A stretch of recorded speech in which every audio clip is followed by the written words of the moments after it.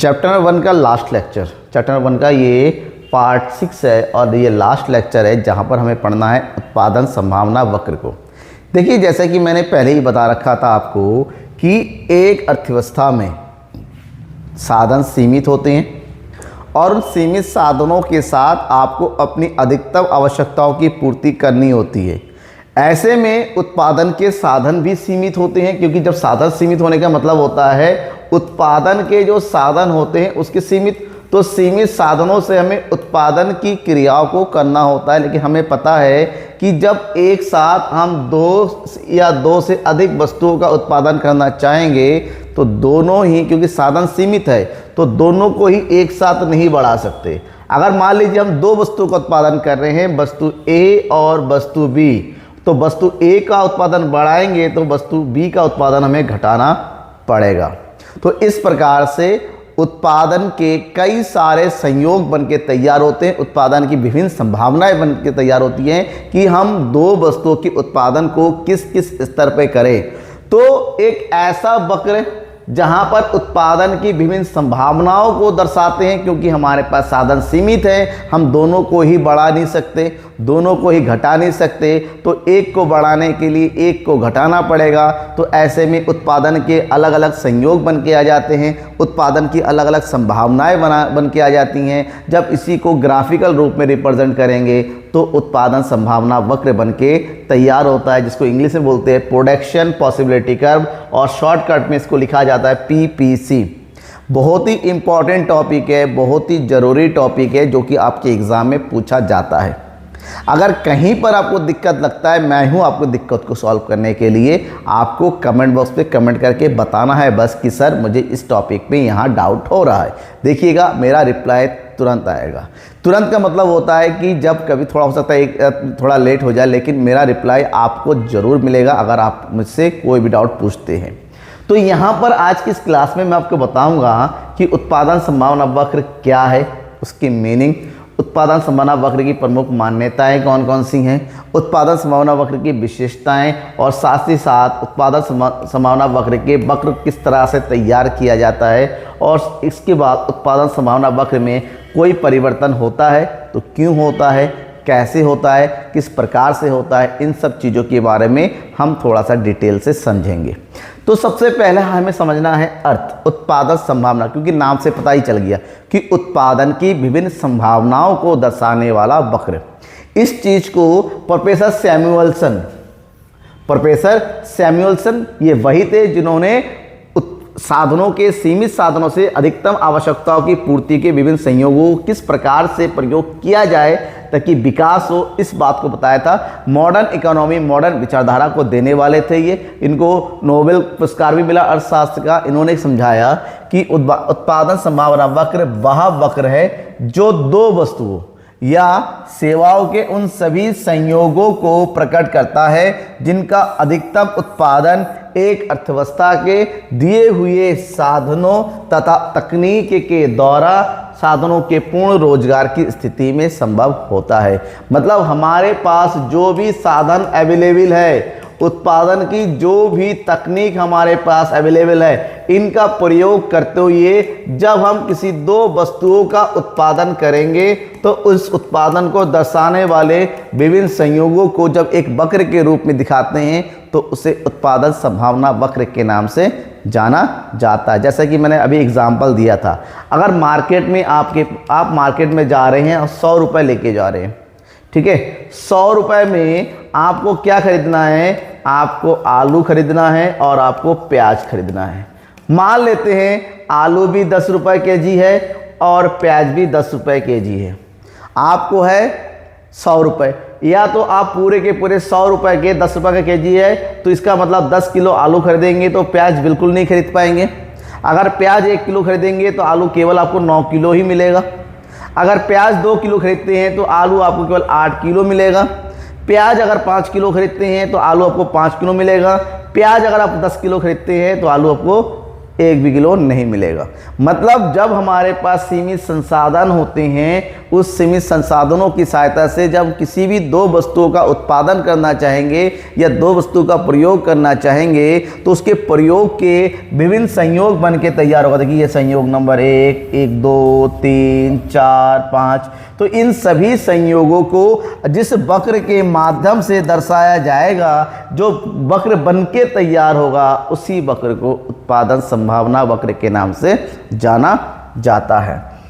थोड़ा सा और इसको अगर एक्सप्लेनेशन देखें तो उत्पादन संभावना वक्र वस्तुओं एवं सेवाओं के ऐसे सभी संभव संयोगों को प्रदर्शित करते हैं जिन्हें अर्थव्यवस्था में उपलब्ध संसाधनों या तकनीक ज्ञान के द्वारा उत्पादित किया जा सकता है।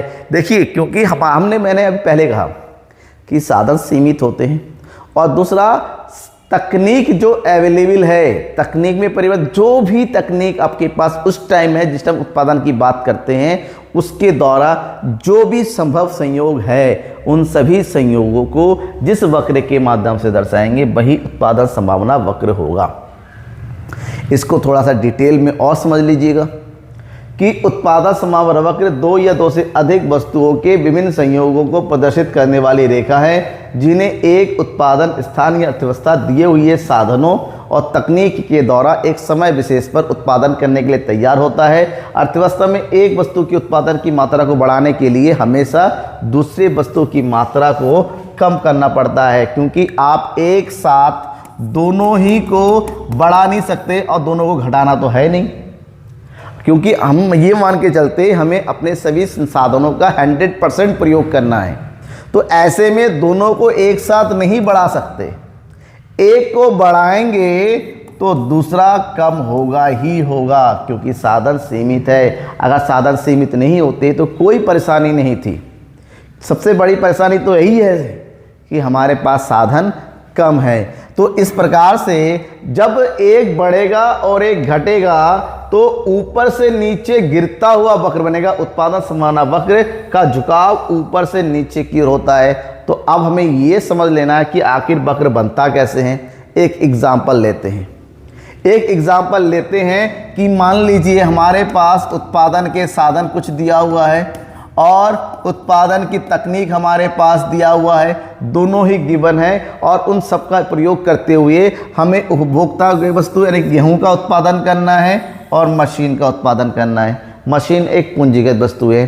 गेहूं उत्पादन हो रहा है लाख टन में और मशीन का उत्पादन हो रहा है 1000 इकाई में, लेकिन हमारे पास दोनों की उत्पादन करने के लिए जो साधन है वो सीमित है। ऐसे में अगर हम मशीन का उत्पादन 50,000 इकाई करते हैं तो उपभोक्ता वस्तु का उत्पादन हमारा 0 होगा। अगर हमें गेहूं के उत्पादन वस्तु का प्रयोग 1 लाख टन करते हैं तो पूंजीगत वस्तु यानी कि मशीन का उत्पादन हमें 5 माइनस करना पड़ेगा। इसका एक और बढ़ाएंगे तो इसका 10 हमें कम करना पड़ेगा। इसका और एक बढ़ाएंगे तो इसका जो है हमें 15 कम करना पड़ेगा। इसका एक और बढ़ाएंगे तो इसका हमें बिल्कुल कुछ नहीं मिलेगा, पूरा 0 कम हो जाए। इसका मतलब साफ है। कहने का मतलब ये छोटा सा एग्जाम्पल है, आप अपने लाइफ में देख लो। आपको पैसे दिए जा रहे हैं, हाँ मार्केट में जाओ सामान खरीद के लेके आओ, उतने ही पैसों का प्रयोग करना है तो कितना सामान खरीद पाएंगे? आप सामान तो खरीद पाएंगे, लेकिन अगर 2 सामान खरीदना है तो दोनों को समान क्वांटिटी में खरीदने के केवल एक ही स्तर बनता है। उस एक ही स्तर के अलावा वो एक सामान बढ़ेगा तो दूसरा घटेगा, हमेशा ध्यान में रखिएगा। अब इसको अगर वक्र के रूप में रिप्रेजेंट करना है, ग्राफ के रूप में, इस तरह से, ठीक है। यहाँ पर हम देंगे किसको, यहाँ पर लिखते हैं, यहाँ पर लिखते हैं हम गेहूं को, और यहाँ लेंगे हम किसको, मशीन को। गेहूं का उत्पादन हो रहा है 0, 1, 2, 3, 4, इसको बोलते हैं मूल बिंदु। ये हो गया आपका 1, 2, 3, 4, 5, एक ज़्यादा लेंगे 6।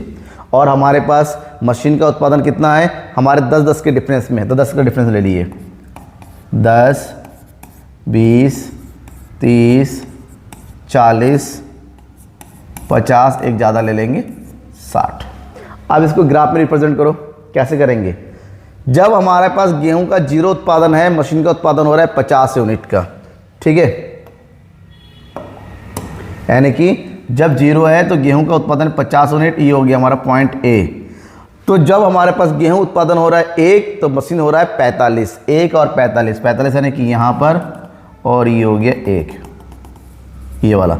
फिर हमारा कितना हो रहा है, गेहूं 2 और ये हो गया 35, ये हो गया 35 बीच में, और ये हो गया 2।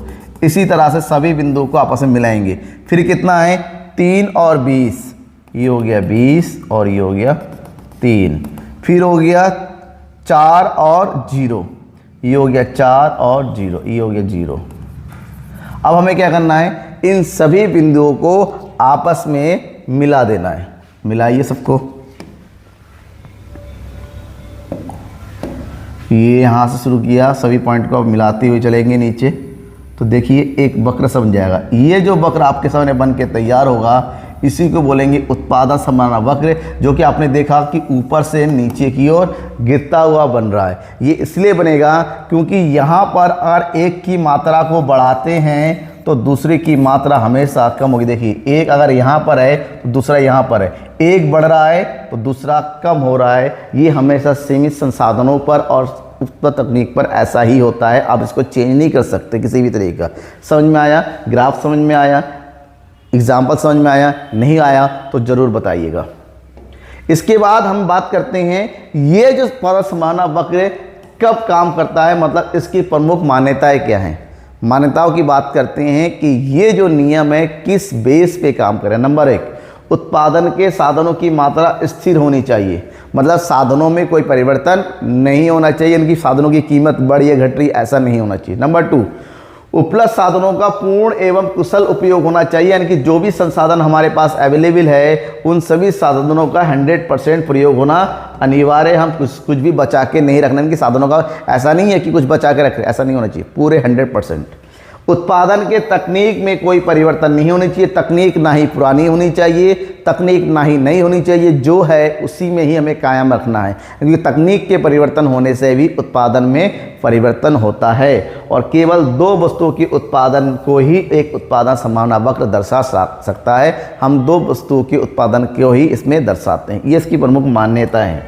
मान्यताओं के बाद इस उत्पादन संभावना वक्र की विशेषताएं क्या क्या है। नंबर 1, उत्पादन संभावना वक्र बाएं, ये भाई लिखा हुआ सॉरी, बाएं से दाएं नीचे की ओर गिरता हुआ होता है। जब भी आप उत्पादन संभावना वक्र बनाएंगे ये हमेशा इस तरह से ऊपर से नीचे की ओर गिरता हुआ होता है। ये मान लो ए है और ये हमेशा ऊपर से नीचे, यानी बाएं से दाएं नीचे की ओर गिरता हुआ होता है। और दूसरी विशेषता है उत्पादन संभावना वक्र मूल बिंदु की ओर नतोदर होता है। मूल बिंदु की ओर नतोदर होने का मतलब होता है, इसको बोलते, ये वाला पॉइंट इसको बोलते हैं मूल बिंदु। और जब वक्र बनाएंगे ये हमेशा इस तरह से होता है। मूल नतोदर का मतलब ये हमेशा मूल बिंदु की ओर, देखिए ये मूल बिंदु है, इस बिंदु पर झुका हुआ रहता है, क्योंकि इस स्थिति में कोई भी एक वस्तु 0 हो सकता है। अगर वस्तुओं का उत्पादन 0 स्तर पर जा सकता है तो वो हमेशा मूल बिंदु की ओर झुका हुआ होगा। ये कभी भी मूल बिंदु की ओर उल्टी दिशा में भागता हुआ आपको नजर नहीं आएगा, जैसे तटस्थ वक्र होता है, जिसके बारे में आगे आने वाली क्लास में बताऊंगा। अब इतना होने के बाद अब हमें पढ़ना है क्या उत्पादन संभावना वक्र में परिवर्तन होता है। जैसा कि मैंने मात्रा में बताया, मान्यता में बताया था कि उत्पादन के साधनों में परिवर्तन नहीं होना चाहिए और तकनीक में परिवर्तन नहीं होना चाहिए। इसका मतलब अगर उत्पादन के साधन और उत्पादन की तकनीक में अगर परिवर्तन होता है तो उत्पादन संभावना वक्र में भी परिवर्तन होगा।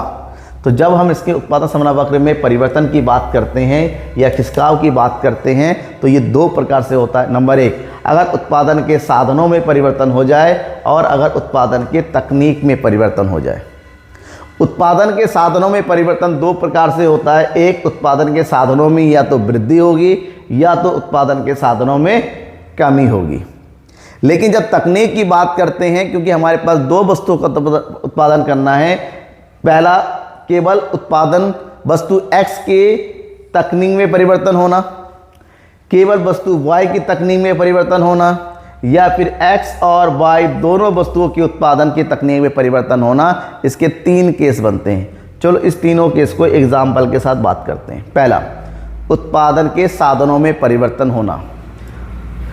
जब उत्पादन के साधनों में वृद्धि होती है, उत्पादन के साधनों में वृद्धि होने का सीधा मतलब होता है कि उत्पादन में भी वृद्धि होगी। मान लीजिए ये नॉर्मल टाइम है और ये एक उत्पादन संभावना वक्र हमारा बना हुआ है। ये हो गया पॉइंट ए और ये हो गया पॉइंट बी। ठीक है, अब उत्पादन के साधनों में वृद्धि हो रही है। जैसे उत्पादन के साधनों में वृद्धि होगी, उत्पादन की मात्रा में वृद्धि होगी, क्योंकि दोनों ही हम मान के चलते उत्पादन के दोनों ही साधनों में वृद्धि हो रही है। तो हमारा जो नेक्स्ट पॉइंट बनेगा ऊपर की ओर बनेगा कुछ इस तरह से, क्योंकि उत्पादन की मात्रा में वृद्धि हो जाएगी। यानी कि उत्पादन के साधनों में वृद्धि होने का सीधा मतलब होता है उत्पादन की मात्रा में वृद्धि। और उत्पादन की मात्रा में जब वृद्धि होगी तो दोनों ही वस्तु के उत्पादन में वृद्धि होगी, तो उत्पादन संभावना वक्र ऊपर की ओर चला जाएगा। जबकि उत्पादन के साधनों में अगर कमी होती है तो क्या हुआ, ये हो गया ए और ये हो गया बी। अगर उत्पादन के साधनों में कमी होनी मतलब होता है कि साधन हमारे पास अवेलेबल नहीं है, तो ऐसे में उत्पादन में भी क्या हो जाएगी, कमी होगी। और उत्पादन में जब कमी होगी तो उत्पादन संभावना वक्र जब बनेगा तो ये बनेगा हमारा कहाँ, नीचे की ओर। ठीक है, उत्पादन संभावना वक्र हमारा नीचे की ओर आ जाएगा। ये हो गया साधनों में परिवर्तन।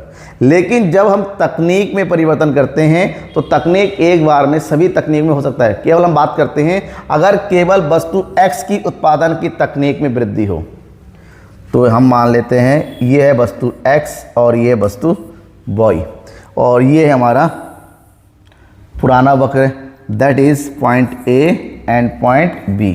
केवल X की तकनीक में परिवर्तन हो रहा है, तो X की तकनीक में परिवर्तन होने का मतलब होता है X के उत्पादन में ही वृद्धि होगी, Y के उत्पादन में कोई फर्क नहीं पड़ेगा। तो नया उत्पादन संभावना वक्र कुछ इस तरह से बनेगा। A में कोई परिवर्तन नहीं हो रहा है, B अपने पॉइंट छोड़ के आगे की ओर चला जा रहा है, क्योंकि केवल एक ही वस्तु के उत्पादन की तकनीक में परिवर्तन हो रहा है। इसका मतलब होता है ऐसी स्थिति में वस्तु X की उत्पादन मात्रा में क्या होगी, वृद्धि होगी। जबकि वस्तु Y के उत्पादन तकनीक में परिवर्तन होने से केवल Y के उत्पादन में वृद्धि होगी। कैसी होगी, ये भी एग्जांपल थोड़ा समझा लीजिए। ये हो गया Y वस्तु और ये हो गया X और ये उत्पादन संभावना वक्र A एंड B। क्योंकि यहाँ पर केवल Y के उत्पादन की तकनीक में परिवर्तन हो रहा है, तो ऐसे में उत्पादन संभावना वक्र नया वाला कुछ इस तरह से बनेगा, A1। ये पॉइंट बनेगा, केवल एक ही जगह परिवर्तन होगा, दूसरी जगह कोई परिवर्तन नहीं होने वाला है। लेकिन ऐसा भी हो सकता है कि जब तकनीक में परिवर्तन हो रहा है तो दोनों ही वस्तु के उत्पादन की तकनीक में परिवर्तन हो। जब दोनों ही वस्तु के उत्पादन की तकनीक में परिवर्तन होगा, यह है वस्तु Y, यह है वस्तु X, ये पॉइंट A पॉइंट B। जब दोनों ही वस्तु के उत्पादन की तकनीक में परिवर्तन हो रहा है तो उत्पादन की मात्रा दोनों ही वस्तुओं में बढ़ जाएगी। ये हो गया पॉइंट B और ये हो गया पॉइंट A, अपनी जगह से खिसक जाएगा और उत्पादन की जो नई संभावना वक्र है वो आगे की ओर बन जाएगा, ऊपर की ओर बन जाएगा। ये कुछ तरीके होते हैं उत्पादन संभावना वक्र में परिवर्तन के। तो आपको समझ में आया? कोई भी डाउट हो, किसी भी तरीका हो, मैं हूँ बताने के लिए। तब तक के लिए थैंक यू एंड बाय।